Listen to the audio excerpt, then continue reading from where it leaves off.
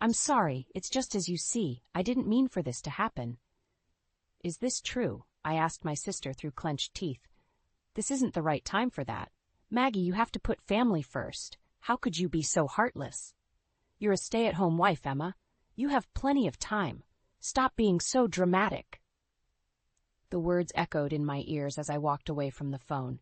Maggie's audacity never ceased to shock me. I looked around my cluttered living room, feeling completely out of sync with my life. My husband, Mark, had left for work early again. Our strained conversations had become routine. The child we dreamed of seemed like a distant impossibility, leaving a void that never filled. I began shuffling through the mail on the coffee table, trying to distract myself. Bills, junk, and more bills. As I sighed, the phone rang again. It was Maggie. Before I could greet her, her shrill voice pierced through the line. Emma, you need to pick up Emily from daycare. What? I'm in the middle of... You heard me. I've got meetings lined up. You're home all day anyway. A wave of anger surged through me. I loved my niece Emily, but Maggie's callousness grated on my nerves. Maggie, she was coughing yesterday. Isn't Emily sick? Just get her. She's fine. You worry too much. The line went dead before I could protest further. I grabbed my keys and headed out. At the daycare, Emily ran up to me, her face lighting up, her little arms wrapped around my legs. Aunt Emma? Hey, sweetie, I managed to smile. Let's get you home. As we drove, I noticed Emily seemed quieter than usual. I glanced over. She was pale, her eyes drooping. My heart tightened. I called Maggie to let her know Emily seemed sick. Predictably, the call went straight to voicemail. Typical Maggie. Emily, how are you feeling? I asked gently. I'm tired, Aunt Emma, she whispered, her tiny voice weak. When we got home, I settled Emily on the couch with some soup and a blanket. She barely touched her food, and I couldn't shake the worry gnawing at me. I tried calling Mark, but he was in a meeting.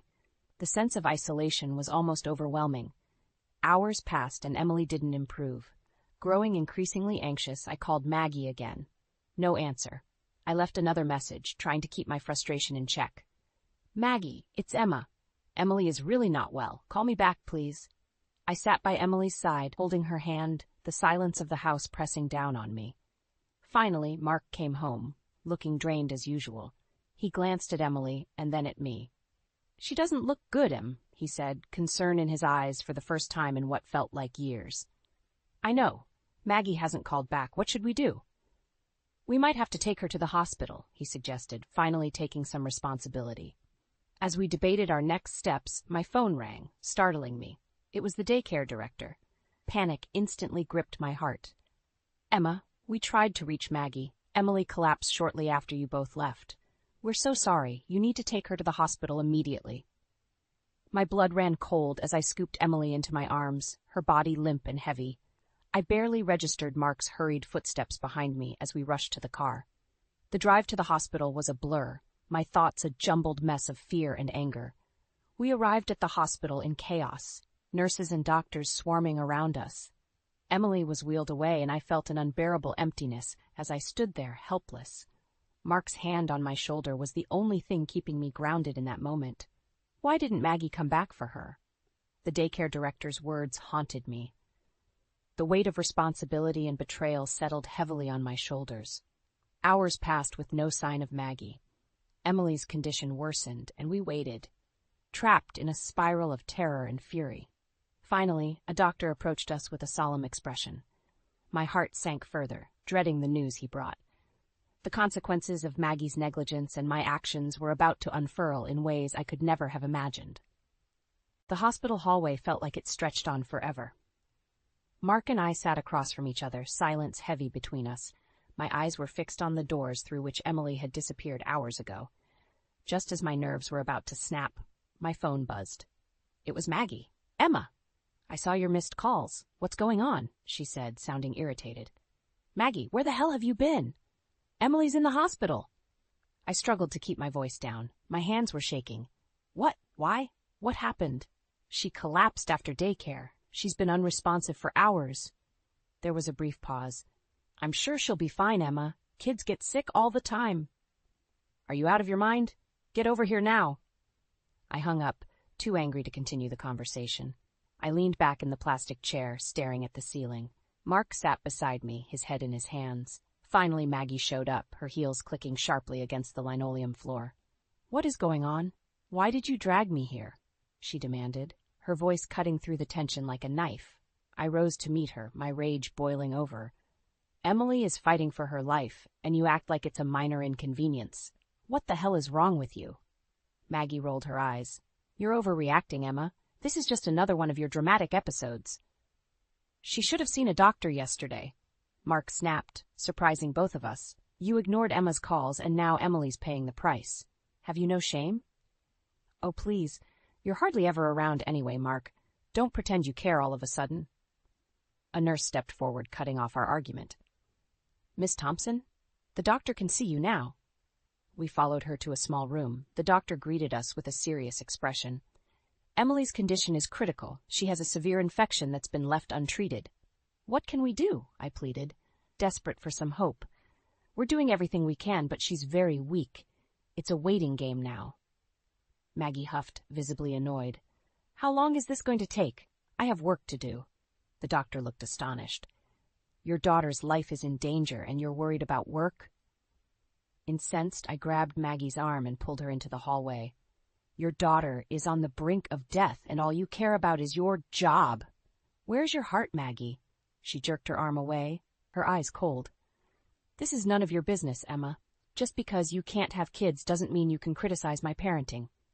I stood there, stunned, as her words cut deep. "You're unbelievable," I whispered, more to myself than to her. Mark glanced between us, his jaw set. "We need to focus on Emily right now," he said, ending the confrontation. Hours dragged by. I watched the clock, each tick reminding me of the gravity of the situation. Finally, the doctor returned with a grave expression. "She's stabilized for now, but it's touch and go." Tears welled up in my eyes as I clasped Mark's hand. Maggie stood off to the side, her face unreadable, but I could feel her impatience. "We'll be moving her to the ICU. You can see her for a few minutes," the doctor instructed. I stepped into Emily's room, my heart breaking at the sight of her frail form. I held her tiny hand, feeling a mix of anger and sorrow. Mark and Maggie joined me, though it felt like we were worlds apart. The realization that our lives had irrevocably changed sank in. The fragile peace between us was about to shatter, and there would be no turning back. The following morning, the hospital felt even colder and more unforgiving. Emily lay in the ICU, machines beeping softly around her fragile body. I hadn't slept all night, my eyes glued to her small form. Mark had gone to get coffee, leaving me and Maggie alone. The silence between us was almost unbearable. Finally, Maggie broke it. "This is ridiculous. Emily will be fine. I don't see why you and Mark need to stay here, like this is some family crisis." I turned to her, incredulous. "Are you serious, Maggie? Our niece is fighting for her life, and you act like nothing's wrong?" "She's strong," Maggie muttered. "She'll get through it." A nurse entered the room, interrupting our argument. "Miss Thompson, there's been an issue with your daughter's care. We need to talk to you both." Mark returned just in time, handing me a coffee cup. We followed the nurse into a small office where the daycare director was waiting with another doctor. "What's going on?" I demanded, clutching my cup. The doctor cleared his throat. "Emily collapsed from a high fever. We attempted to reach you, Miss Thompson, but there was no response. Records show multiple missed calls from the daycare as well." Maggie's expression darkened. "Are you blaming me for this? I have a job. I can't answer every call. I couldn't hold back." "Emily needed you, Maggie. This isn't about your job. This is about your daughter." Mark's face was stern. "You could have at least had the decency to call back. How can you be this indifferent?" Maggie rolled her eyes. "You two are so dramatic. Emily's not the first child to get sick." Exasperated, I threw up my hands. Unbelievable. The nurse handed us some papers. "You need to sign these forms for Emily's continued treatment. We'll keep you updated on her condition." I signed as quickly as I could, my hands shaking. Mark followed suit, but Maggie just sat there, arms crossed. "We'll call you if there's any change," the nurse assured us before we left. As we re-entered the ICU, a sense of dread consumed me. Emily's face was ashen, tiny breaths escaping her lips. Her survival seemed like a far-off hope. Suddenly, an alarm on one of the machines blared. Nurses rushed in, pushing us aside. "What's happening?" I cried out, my heart pounding in my chest. "She's crashing. We need to stabilize her." one nurse shouted over the noise. Time seemed to freeze as we were led out, the ICU doors closing behind us. I felt my knees buckle, and Mark caught me, his grip firm but comforting. Maggie stood there, looking almost bored. "I can't deal with this right now. I'll come back later," she announced. I stared at her, disbelief coursing through me. "You're leaving? Now? Are you kidding me?" She shrugged. "I have meetings. Call me if anything changes." Without another word, she walked out, leaving us behind. Mark's face was a mask of rage. I can't believe her. I just can't. Minutes felt like hours. Finally, the doctor returned, looking exhausted. We managed to stabilize her, but her condition is extremely critical. The next 24 hours are crucial. As the doctor walked away, I felt helpless. Mark and I exchanged a glance, one filled with determination and silent vows. Maggie's cruelty and negligence would not go unanswered. The storm of retribution was brewing. Emily's shallow breaths in the ICU filled the silence, a heart-wrenching reminder of the stakes. The decisions we made from this point on would change everything. This wasn't just about Emily anymore. It was about making sure Maggie faced the consequences of her actions. Standing over Emily's hospital bed, I felt completely helpless. The beeping machines were the only sign she was still fighting. Mark stood beside me, silent and grim. We sat there through the day, each beep of the machine drilling deeper into my nerves. I tried calling Maggie one more time, but unsurprisingly, she didn't answer. Late that night, as exhaustion began to blur my vision, my parents arrived. Their faces were pale, eyes red from crying. Oh. Emma, my mother said, embracing me tightly. "How is she?" "Not good, Mom," I whispered. "She's fighting so hard, but I can't believe Maggie," my father muttered, anger evident in his voice. "Her actions put Emily here. She should be beside her daughter, not running off to some ridiculous meeting." Mark spoke up quietly. "She's unreachable. We need to focus on Emily right now." As the hours wore on, the doctor returned with somber news. Emily had taken a turn for the worse. Despite all efforts, her little heart couldn't keep up. "I'm so sorry," the doctor said softly. "We've done everything we can." Those words crushed me. Emily's small form lay lifeless. The beeping of the machines had ceased. I let out a sob, my heart breaking into a million pieces. Mark pulled me close as my parents hovered nearby, grieving. The world seemed to collapse around us, the weight of our loss swallowing us whole. My phone buzzed again, a message from Maggie. "How is everything? Any change?" I stared at the screen, fury boiling over. "She has the nerve to ask about Emily over a text message," I shouted, tossing my phone aside. My father stepped forward. "Emma, focus on Emily. We'll deal with Maggie later." Nodding, I looked down at my niece. Her struggle was over. We arranged a small service for Emily. Despite the heartache, I held on, driven by a resolve I never knew I had. On the day of the funeral, Maggie finally showed up. She looked irritated, like this was an inconvenience rather than a tragedy. "Why is everyone so somber?" she asked, her voice cutting through the quiet. "Life goes on, doesn't it?" I felt a rage unlike anything before. "Maggie, your daughter is dead. How can you be so heartless?" She waved a hand dismissively. "Kids get sick. It's sad, but it's not the end of the world." I couldn't take it anymore. "You neglected your own child and now she's gone. This is as much on you as it is on the sickness." Mark stepped in, his voice stern. "Your negligence has cost us Emily. You should be ashamed." Maggie's face twisted in disdain. "You two are always so dramatic. Maybe if Emma wasn't so obsessed with someone else's kid, things would have turned out different." I lunged at her, but my father restrained me. "This isn't the place," he whispered urgently. The funeral continued in a painful blur. As we lowered Emily's casket, my rage and sorrow began to mix into something darker, revenge. Maggie's indifference had torn us apart, and she needed to face the consequences. After the service, as we stood by the grave, my parents tried to console us, but my mind was somewhere else. I knew what I had to do.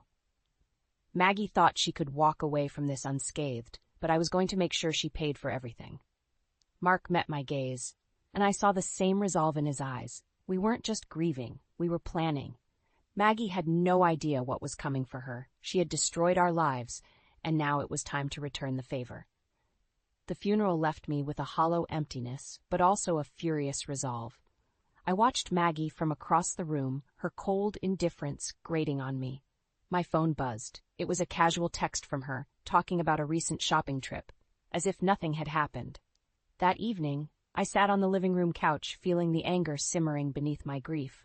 Mark walked in, his eyes dark with the same feelings. "She doesn't care, Mark. She really doesn't." "She'll pay," he said flatly. "We'll make sure of that."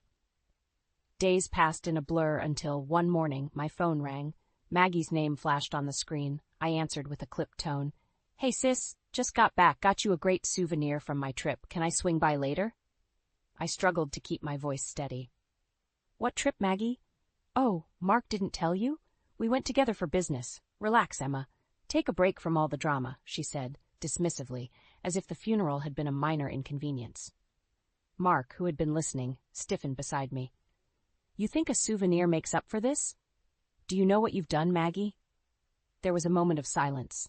"Oh, don't be so melodramatic, Emma. It was just a trip." I hung up, my hands shaking with anger. Mark's face turned red as he clenched his fists. "A trip? Together?" "Apparently," I muttered, rage boiling over. "She thinks she can just waltz back into our lives as if she hasn't destroyed everything. We need to confront her. Now." Mark's eyes blazed. I nodded. "Absolutely. Let's go." We drove to Maggie's apartment in silence, the air thick with tension. When we arrived, I pounded on her door until she answered, looking annoyed. "What now?" she asked, leaning against the doorframe. "You went on a trip with Mark while your daughter was in the hospital? And you didn't even care enough to come back." My voice rose with every word. Maggie shrugged. "I had commitments, Emma. Life doesn't stop because of a little setback." "A setback? You call Emily's death a setback?" I spat, shaking with fury. Mark stepped forward, his voice dangerously low. "You ignored my calls while your daughter was dying. You both deserve worse than hell." Maggie's eyes flickered, but she held her ground. "You're being ridiculous." "No, Maggie, you're the one who's ridiculous. You've been nothing but cruel and negligent, and now Emily is gone because of you. And what were you doing with my husband?" My voice cracked. Maggie rolled her eyes. "Oh, please. You're so naive, Emma." "Enough." Mark's voice boomed. "You act like you're the victim, but you're just a heartless woman who doesn't deserve any sympathy." I took a deep breath, trying to steady myself. "This isn't over, Maggie, not by a long shot." She laughed hollowly. "What are you going to do, Emma? Cry some more?" "No," I said slowly, anger seeping into every word. "I'm going to make sure you regret every single thing you've done." We turned and left, leaving her standing in her doorway, the gravity of our vow hanging in the air between us. As we drove away, the words from earlier echoed in my mind. This isn't over. Mark looked straight ahead, his knuckles white on the steering wheel. "We start tonight. She won't know what hit her." I nodded, my resolve hardening. Maggie had lit a fire in me that would not be extinguished until justice was served. The battle lines were drawn. Our actions from this point onward would be deliberate and relentless. Maggie's world was about to unravel, and we would be the ones pulling the threads. The fountain pen felt heavy in my hand as I wrote the letter, my anger pushing the ink across the paper in sharp, angry strokes. The letter would be anonymous, but it would detail Maggie's negligence, her affair with Mark, and the impact it had on Emily. My hand trembled lightly, but I kept going. This was just the beginning. Mark and I gathered evidence, emails, and messages. We compiled everything into a neat, damning package. "We'll send this to her employer and anyone else who matters," he said, his voice steady. "She deserves every bit of this," I replied, sealing the envelope with grim satisfaction. As the days passed, we put our plan into motion. The letter went out, and we watched with bated breath for the fallout. It didn't take long. Maggie's phone rang off the hook, her boss demanding explanations that she couldn't provide. Soon after, she barged into my house, anger radiating off her in waves. "What did you do?" she screamed, slamming the door behind her. I remained calm, almost serene. "What's wrong, Maggie? Something bothering you?" "Don't play games with me, Emma. I know this was you. You sent those lies to my boss. Do you have any idea what you've done?" Her face was flushed with rage. Mark stepped forward, his face cold and unyielding. "We've simply exposed the truth. Your negligence and your affair with me cost Emily her life. It's time you face the consequences." Maggie's eyes widened, her fury mixing with panic. "You think this is going to ruin me? I'll destroy you both. This isn't over." She stormed out, but I knew the damage was done. Her reputation at work was in tatters, and the whispers had already begun. Mark and I continued our work, digging deeper into Maggie's life. We discovered financial discrepancies, money siphoned from her business into personal accounts, evidence we made sure found its way to the right people. A week later, Maggie's car wasn't in her driveway. A note on her door indicated she was called in for questioning by the company's audit team. Mark smirked as he read it, satisfaction clear on his face. She's on the ropes now. Our next step was more personal. We began spreading rumors about her behavior, how she treated Emily, how she ignored her responsibilities. The community reacted swiftly. Invitations were rescinded, whispered conversations stopped when she entered a room. Maggie became a pariah. Days turned into weeks, and Maggie's life continued to unravel. Financial audits revealed embezzlement, and she was suspended pending further investigation. Her reputation was tarnished beyond repair. One evening, we found Maggie waiting on our doorstep, looking disheveled and desperate. "You've destroyed everything," she said, her voice a broken whisper. "Why? Why are you doing this to me?" I looked her in the eye, my voice steady and cold. "You destroyed Emily. You killed her with your neglect. This is your penance." Tears filled her eyes, but I felt nothing. Mark stood beside me, his expression unyielding. "Leave, Maggie. You're not welcome here." She stumbled away, defeated, as the reality of her situation sank in. Standing together, Mark and I knew our actions had irrevocably changed everything. We had set out for vengeance and achieved it, though the victory felt as hollow as the loss we avenged. As we looked at each other, a wordless understanding passed between us. We had gotten our revenge, but the scars it left on our souls were deep and lasting. Life would move on, but Maggie would never escape the consequences of her actions. Nor, we realized, would we escape ours. Even after Maggie's life had begun to unravel, I felt her presence like a thorn still stuck inside my skin. One evening, Mark sat across the kitchen table, scrolling through his phone with a contemplative expression. "What's on your mind?" I asked, setting down the dish I was drying. He looked up, eyes clear with resolve.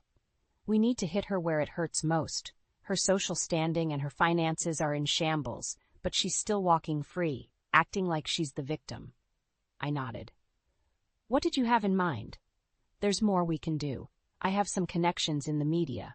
We can leak the story, let the whole world know what she did," Mark said, his voice steady but cold. The next day, we put our plan into action. Mark called in a favor from a journalist friend. We provided documented evidence of Maggie's embezzlement, her negligence as a mother, and her affair with Mark. Within days, an article spilled across the local news, painting Maggie in the light she deserved. When the article hit, the reaction was immediate. Maggie's phone blew up with calls and messages. I waited for her to come storming to our door, but she never did. Instead, she must have realized there was no fighting back this time. One night, Mark and I were with my parents, discussing the fallout. The local news anchor was presenting a follow-up on Maggie's scandal. My mother shook her head tearfully. "I never imagined it would come to this," she murmured. "None of us did," Mark replied, his voice heavy. "But it needed to happen." Suddenly my phone rang. It was Maggie. I hesitated before answering. "Emma." Her voice was weak, almost unrecognizable. "Why? Why did you go this far?" I bit back the anger that her tone ignited. "Because you destroyed everything, Maggie. Emily is gone because of you. Did you ever imagine the pain you've caused?" "They're taking everything from me. My job, my money. I'll be facing charges soon. You win," she said, barely audible. My grip on the phone tightened. "This wasn't about winning. This was about justice for Emily. And you need to face what you've done." "Emma, I'm sorry," she choked. "Sorry won't bring Emily back." With that, I hung up, cutting off her hollow apology. Afterward, I felt something shift inside me. The revenge we sought was complete, but the emptiness it left was profound. Mark and I sat in silence, processing everything. The next morning, a new development emerged. Maggie was arrested for embezzlement and child neglect. The footage of her being led away in handcuffs adorned the morning news. I watched with a heavy heart, feeling the finality sink in. The months that followed were tumultuous. Maggie's trial was a spectacle. We attended, not out of spite, but out of a need for closure. The judge pronounced a guilty verdict, sentencing her to several years in prison. As Maggie was taken away, she glanced at us, her eyes empty. It was the last time I saw my sister. Mark and I left the courthouse feeling a mixture of relief and sorrow. "We did what we had to," he said, squeezing my hand. It's over. But I knew it wasn't truly over. Nothing could undo the past or bring Emily back. As we walked to our car, I felt the weight of what we'd done settle over me like a shroud. At home, I stood in Emily's room, gazing at her photos and toys. The pain was still there, raw and unyielding, but there was a new resolve in my heart. We had avenged her, and now it was time to start healing. Mark came in and wrapped his arms around me. "We'll get through this, Emma. Together." I nodded, leaning into his embrace. We had taken our revenge, but now it was time to rebuild our lives, holding Emily's memory close while moving toward our own future. Years passed with an air of bittersweet change. We moved away from the neighborhood that held too many painful memories. Mark and I found a new house in a quieter town, hoping for a fresh start. Life slowly began to rebuild itself. One afternoon, as I sat on our porch, lost in thought, Mark approached with a baby in his arms. Our daughter, Lily, cooed happily. "Look at her, Emma. She's growing so fast," he said, a smile breaking through his previously stoic demeanor. I took Lily from him, marveling at her tiny features. "She's our new beginning," I whispered, feeling a warmth spread through me. Mark sat beside me. "Emily's always in our hearts, but we have to live for Lily now, too." We spent our days imbuing our new life with memories of love and healing. The shadows of the past still lingered, but they no longer defined us. One day, I received an unexpected letter, the familiar handwriting of my parents on the envelope. "Emma, they're transferring Maggie to a different facility. She's filed multiple appeals, but all have been denied. She asks about you sometimes. We thought you should know." I stared at the letter, conflicted. Mark noticed and took my hand. "What do you want to do?" "I don't know," I admitted. "She's still my sister, even after everything." We decided to visit her. The prison was gray and imposing, a stark contrast to our lives now. As we entered the visitation area, I spotted Maggie, a shadow of her former self. She looked up, eyes widening in surprise. "Emma." "Mark," she said, her voice strained. "Hi, Maggie," I replied, taking a seat. "We heard about the transfer." She nodded. "I wanted to see you. I've had a lot of time to think." "I'm sure you have," Mark said, his voice neutral. "What is it you want?" Tears welled in her eyes. "I know I've done horrible things, and I understand why you did what you did. I don't blame you. I just wanted to say I'm sorry." I studied her face, searching for sincerity. "Maggie, do you really understand the pain you caused?" Her tears began to fall freely. "Yes. Losing Emily made me see everything clearly. I was a terrible mother, and I can never undo what I've done." Mark's expression softened slightly. "We all lost her, Maggie. You more than anyone should know that." Pain flashed across her face. "I'll live with that guilt forever. I just want you to know I'm sorry, truly." I felt a mix of emotions. The anger had simmered down, leaving room for something else. Perhaps not forgiveness, but a semblance of understanding. "Maggie, your actions led us here, but we have to find a way to move forward." She nodded, tears still streaming. "I understand. I just needed to tell you that." We left the prison with heavy hearts, but also a sense of closure. Maggie had finally acknowledged her wrongs, and we had faced the person who had caused us so much pain. Back home, we found comfort in the life we had rebuilt. I tucked Lily into bed, her innocent face peaceful in sleep. Mark stood beside me, his arm around my shoulders. "We're doing okay, Emma. We've come a long way." I nodded, feeling a sense of peace. "Yes, we have, and we'll keep moving forward for Lily's sake." Years later, we'd stand at Emily's grave, but this time it wouldn't be filled with the same rage and sorrow. Instead, we'd remember her with love, cherishing the lessons her short life had taught us. Life, though marked by loss and pain, continued. We found solace in each other, and in the hope that our past would lead to a better, more compassionate future. As we held Lily close, the cycle felt complete. Emily would always be a part of us, guiding us, reminding us of what truly mattered. Through love, we found our way back to living, honoring Emily's memory by being the family we always wanted to be.